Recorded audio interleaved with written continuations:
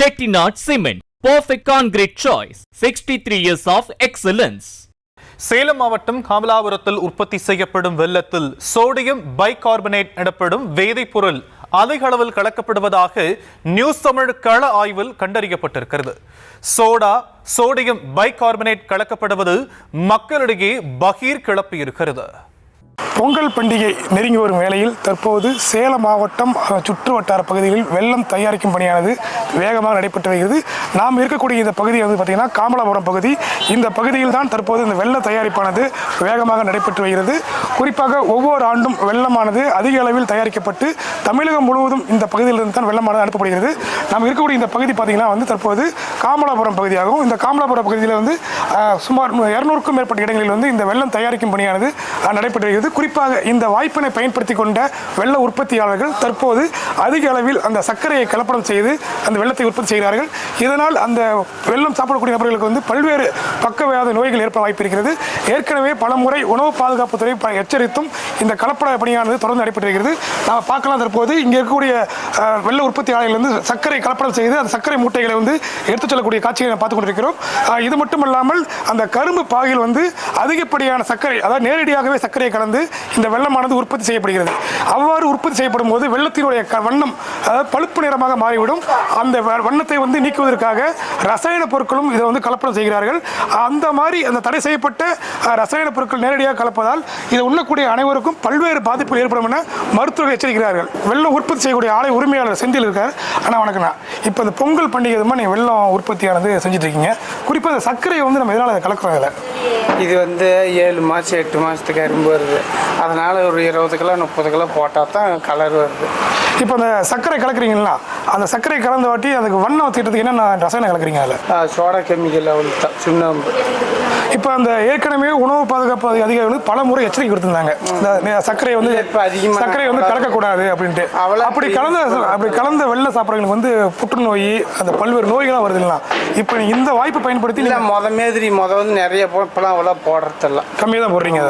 இப்போ கம்மியாக போட்டால் தப்பு தானே அது? இல்லை இப்போலாம் அதிகமாகவே இல்லை, போடுறத விட்டுட்டோம். இப்போ நீங்கள் ஒரு டன் கரும்பு அரைக்கணும், அது எவ்வளோ கலவை சர்க்கரை போடுவீங்க நீங்கள்?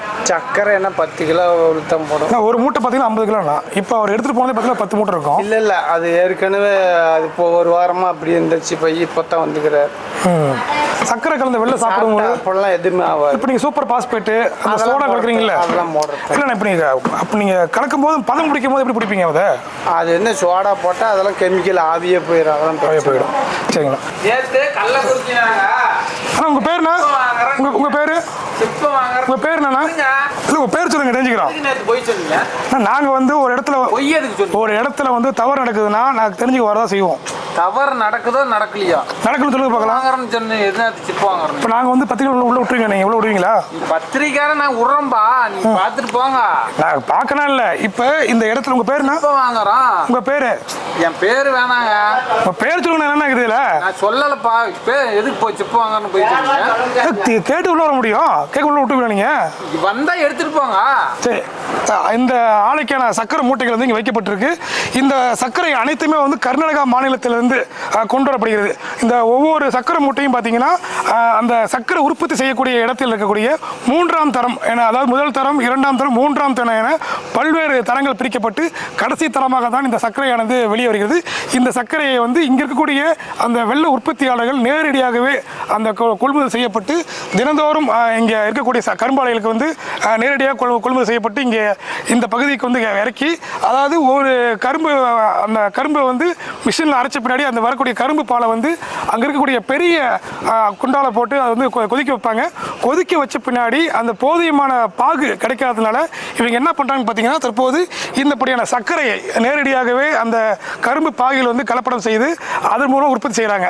குழந்தைகளாக இருக்கட்டும், பெரியவர்களாக இருக்கட்டும், அனைவருக்குமே இதில் வந்து பார்த்தீங்கன்னா பல்வேறு நோய்கள் வரதுக்கான வாய்ப்புகள் இருக்குது. ஏற்கனவே மருத்துவர்கள் தரப்பில் நம்ம கேட்க போது இது போன்ற ரசாயனங்கள் அதிகப்படியாக சேர்க்கப்பட்ட வெள்ளத்தை சாப்பிடும்போது அவர்களுக்கு புற்றுநோய் கூட வருவதற்கான வாய்ப்பு வாய்ப்புகள் இருப்பதாக தெரிவித்திருக்கிறார்கள். எனவே உணவு பாதுகாப்புத்துறை அதிகாரிகள் உடனடியாக இந்த பொங்கல் விழாவை முன்னிட்டு பல்வேறு பகுதியில் செய்யப்படக்கூடிய இந்த வெள்ள ஆலைகள் திடீர் சோதனை நடத்தி கலப்பட வெள்ளத்தை பறிமுதல் செய்ய வேண்டும் என கோரிக்கை எழுந்திருக்கிறது. கண்காணிப்பு கேமராக்கள் பொருத்தப்பட வேண்டும் எனவும் ஒவ்வொரு ஆலைகளிலும் கண்காணிப்பு கேமரா பொருத்தப்பட்டு அந்த கேமராக்கள் அனைத்தும் நேரடியாக உணவு பாதுகாப்புத்துறை அதிகாரிகள் பார்வையில் இருக்கும். ஆனால் இந்த முறை அந்த கட்டுப்பாடுகள் எதுவுமே அந்த வெள்ள உற்பத்தியாளர்கள் பின்பற்றவில்லை. இதனால் தான் இந்த வெள்ள கலப்படமும் அதிக அளவில் நடைபெற்று வருகிறது. ஏன்னா ஆண்டுக்கு ஒரு முறை அந்த பொங்கல் பண்டிகையின் போதுதான் இந்த வெள்ள விற்பனையானது அதிக அளவில் நடைபெற்றிருக்கும். ஆனால் இந்த வாய்ப்பை பயன்படுத்தி கொண்ட வெள்ள உற்பத்தியாளர்கள் அதிகப்படியான கலப்படத்தை கலந்து வெள்ள விற்பனை செய்வதால் இதை வாங்கி உண்ணக்கூடிய பொதுமக்களாக இருக்கட்டும், குழந்தைகளாக இருக்கட்டும், அனைவருக்கும் பல்வேறு வியாதிகள் வரதுக்கான வாய்ப்புகள் இருக்கு. எனவே இனியும் காலதாமதம் செலுத்தாமல் உணவு பாதுகாப்புத்துறை அதிகாரிகள் உடனடியாக உரிய நடவடிக்கை எடுக்க வேண்டும் என கோரிக்கை எழுந்திருக்கிறது. Chettinad Cement, perfect concrete choice. 63 years of excellence.